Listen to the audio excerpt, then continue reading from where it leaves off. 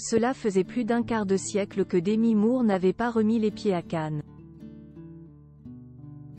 En compétition officielle avec le film The Substance, l'actrice américaine a aussi bien choqué qu'émerveillé les spectateurs, comme l'indiquent les critiques après une séance très applaudie. La suite après la publicité, c'est un film dont les spectateurs risquent de se souvenir un moment, du moins c'est ce que l'on peut en conclure après les retours suite à la projection de The Substance.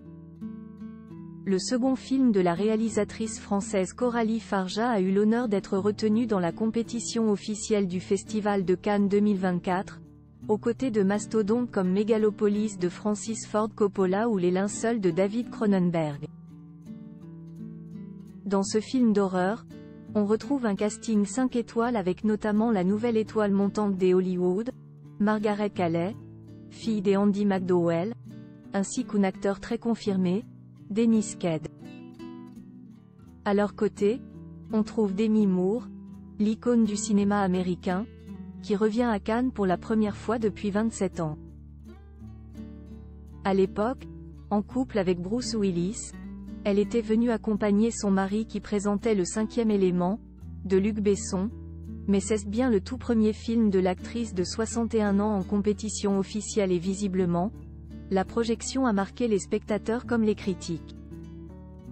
Une véritable réussite à en croire le site de Variety, qui a décompté 11 minutes de standing ovation à la fin du générique. De quoi donner des espoirs de prix en fin de semaine, même si le film ne semble pas fait pour tout le monde. Des images très difficiles à regarder si l'on en croit Combini. Il s'agit tout simplement du film le plus gore de l'histoire de Cannes et de loin, comme le précisent nos confrères. Un film choc qui a secoué la croisette, comme l'indique France Info. Le site évoque un film fantastique dans tous les sens du terme. Des critiques pour le moins élogieuses pour le film, mais également pour Demi Moore, qualifiée de grande et remarquable dans son rôle. De son côté, celle que l'on a vue sculpturale à 61 ans dans une robe déroutante à Cannes pour la montée des marches a vécu une semaine forte en émotions. C'est la première fois que j'assiste à l'avant-première d'un film à Cannes. Je suis très heureuse d'être ici. Je suis un peu épuisée, c'était intense, a-t-elle déclaré.